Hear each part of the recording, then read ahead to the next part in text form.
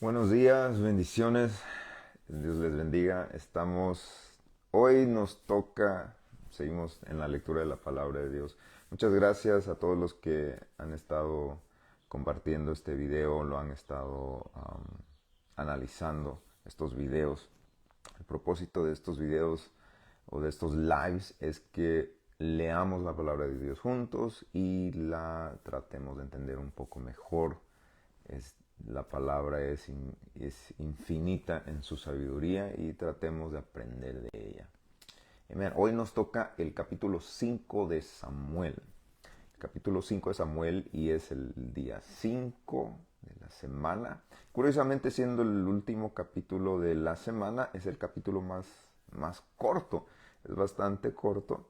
Y y nos toca el momento en que ya el arca había sido tomada de Israel. Se recuerdan, eh, Ana siendo estéril, Dios le da a Samuel.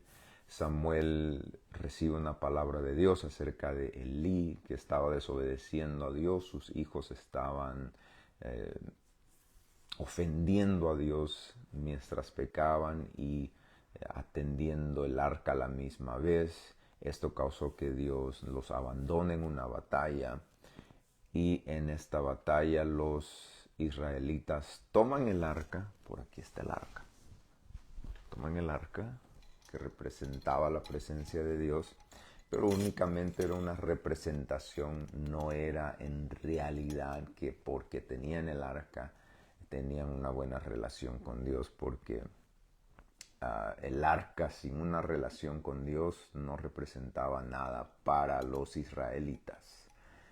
Y lo mismo es con nosotros, ¿verdad? Entonces, Israel toma el arca, se lo lleva a la batalla, pero por causa de no tener una buena relación con Dios, una relación transparente y honesta con Dios y humilde con Dios, entonces Dios los abandona en la batalla y esto causa que los filisteos, sus enemigos, tomen el arca, le roben el arca y se la lleven a su casa.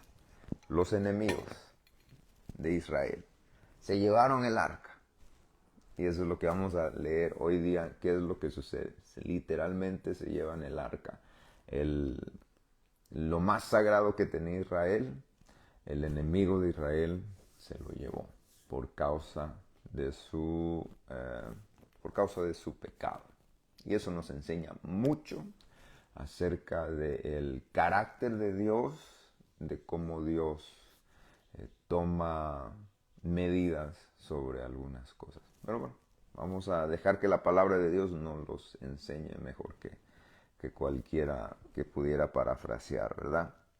Entonces dice en el capítulo 5 de Primera de Samuel, dice, y los filisteos capturaron el arca de Dios, o sea, la tomaron. La llevaron desde Ebenezer. Ebenezer significaba hasta aquí nos ha ayudado Dios. Curiosamente que Ebenezer, que significa hasta aquí nos ha ayudado Dios, hasta ahí los ayudó Dios a Israel, porque hasta ahí Dios parcialmente los había abandonado también. En una batalla anterior significaba hasta aquí nos ayudó Dios, y en esta batalla también significó que hasta ahí los había ayudado Dios con el arca. A Asbot se los llevaron desde Ebenezer a Asbot. Asbot estaba aproximadamente a 19 millas de Ebenezer. Y tomaron los filisteos el arca de Dios y la metieron a la casa de Dagón y la pusieron junto a Dagón. Dagón era el, el dios, un dios asiático que los filisteos adoraban y le rendían sacrificios y le rendían adoración y tenían un templo.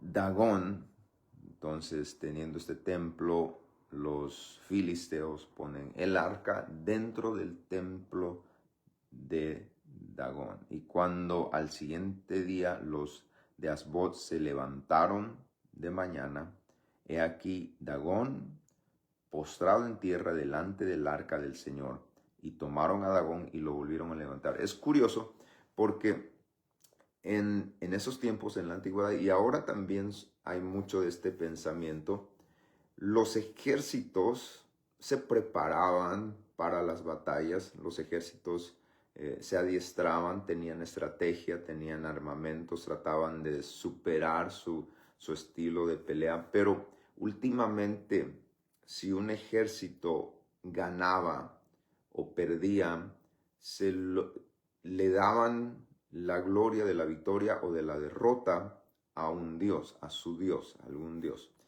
Entonces, los filisteos, cuando salieron a pelear contra Israel, en esta ocasión, en esta específica ocasión, ellos se encomendaron a su dios Dagón. Al encomendarse al dios Dagón, ellos le rindieron la victoria al dios Dagón, a su dios Dagón. Sabemos que es un dios falso, ¿verdad? Pero le rinden esa victoria. Para ellos, Dagón los había hecho ganar. Por lo tanto, en su mente de los filisteos, Dagón, esto era una victoria que Dagón tuvo también sobre, no solo sobre el ejército de Israel, sino sobre el Dios de Israel. No solamente para el filisteo, no solamente había ganado el ejército de filisteos, sino que Dagón había tenido una victoria sobre el Dios de Israel. Para ellos, si un ejército ganaba o perdía, no era que el ejército solamente ganó, sino que los dioses estaban peleando los unos contra los otros. El Dios del ejército de Israel peleando contra el Dios Dagón, que era del ejército de los filisteos. Entonces, por eso, en reconocimiento, llevan el arca del pacto hacia el templo o la casa de Dagón y se lo ponen al lado. En esta forma, lo que hacen es simbólicamente traerle de siervo al Dios de Israel, al Dios Dagón. Y se lo están poniendo como siervo al Dios Dagón. Se lo están poniendo como una recompensa por su victoria. Y eso es lo que estaban haciendo los filisteos. Le llevan el arca como recompensa por su victoria al dios Dagón. Pero están a punto de entrar en una sorpresa muy grande. Y dice que se lo llevan y dicen, aquí tienes Dagoncito, aquí está tu recompensa, te traemos al Dios de Israel para que te sirva. Pero vaya sorpresa que se llevan al siguiente día, porque al siguiente día aparece la estatua de Dagón, aparece inclinada delante del arca del pacto de Dios. Pero bueno, pensaron que era algún movimiento sísmico, tal vez lo tumbó y lo volvieron a levantar y lo pusieron en su lugar. Y volviéndose a levantar a la mañana siguiente, he aquí que Dagón había caído postrado en tierra delante del arca del Señor, y la cabeza de Dagón y las dos palmas de sus manos estaban cortadas sobre el umbral, habiéndole quedado a Dagón el tronco solamente. Por esta causa los sacerdotes de Dagón y todos los que estaban en el templo de Dagón no pisan el umbral de Dagón en Asbot hasta hoy. Y se agravó. Entonces ahora, al siguiente día, no solamente Dagón apareció de cabeza, sino que apareció con las extremidades partidas, cortadas, y todos los filisteos estaban sorprendidos de la clase de poder que el Dios de Israel tenía sobre su Dios. Pero ahí no termina la historia, dice, y se agravó la mano del Señor sobre los de Asbot, o sea, sobre los que vivían en la ciudad donde estaba el arca de Dios, y los destruyó y los hirió con tumores en Asbot y en todo su territorio. Miren cómo reaccionó Dios por causa de que tenían el arca del pacto. Y viendo esto, los de Asbot dijeron: no quede con nosotros el arca de Dios de Israel, porque su mano es dura sobre nosotros y sobre nuestro Dios Dagón. O sea, sáquenla de aquí. Convocaron pues a todos los príncipes de los filisteos y les dijeron: ¿qué haremos del arca de Dios de Israel? Y ellos respondieron: pásese el arca de Dios de Israel a Gat. O sea, llévensela de aquí a otra ciudad de los filisteos. No la queremos aquí porque nos está matando a nuestros dioses y nos está matando a nosotros con tumores. Y pasaron allá el arca del Dios Israel. Y aconteció que cuando la habían pasado, la mano del Señor estuvo contra la ciudad y gran quebrantamiento. Y afligió a los hombres de aquella ciudad, desde el chico hasta el grande, y se llenaron de tumores. O sea que en la primera ciudad donde llevaron el arca del Señor, a su Dios le quebró, le cortó las manos y la cabeza, y no solo eso, sino que por causa de tener el arca de Dios en un lugar donde no deberían tenerla, Dios los castiga con tumores y después se lo llevan a Gad y también los castiga con tumores. Y dice, entonces enviaron el arca de Dios a Ecrón, a otra ciudad. Y cuando el arca de Dios vino a Ecrón, los ecronitas dieron voces diciendo: han pasado a nosotros el arca de Dios de Israel para matarnos a nosotros y a nuestro pueblo.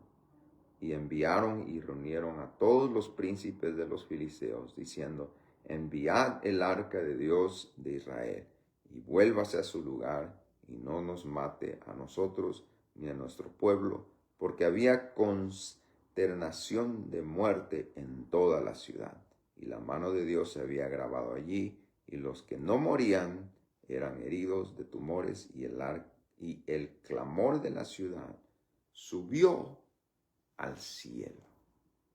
Y el clamor de la ciudad subió al cielo. Entonces parapaseamos esta historia, vemos que el arca es robada, llevada al templo, pero después cuando está pasando de ciudad en ciudad, porque tratan de librarse de la ira de Dios, se enferman, se empiezan a morir. Y eso nos enseña una gran lección acerca del respeto que se requiere a la presencia de Dios, ya sea en nuestras vidas o donde quiera que estemos, que Dios requiere, necesita de respeto. Y esto es lo que sucede con los filisteos. Los filisteos, para los que no saben, los filisteos eran vecinos de Israel, eran sus enemigos y tenían creencias contrarias a las de Israel.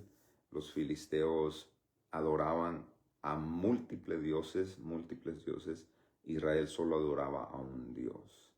Entonces, no creían en el Dios de Israel, creían que existía, pero no lo adoraban al Dios de Israel. Y este era el conflicto que Israel tuvo siempre y lo tiene hasta el día de hoy, las batallas entre Israel y los filisteos. Amén. Espero haya sido de bendición. Es un capítulo cortito. Espero que esta semana estos capítulos hayan alimentado un poco nuestros corazones y nuestras mentes. Dios les bendiga. Nos estamos viendo. Yo creo que mañana en la mañana hacemos otro live. Y ya el domingo no creo tengamos live. Porque ya el domingo todos deberían ir a la iglesia, ¿verdad? Amén. Dios les bendiga. Que tengan un excelente viernes. Bendiciones.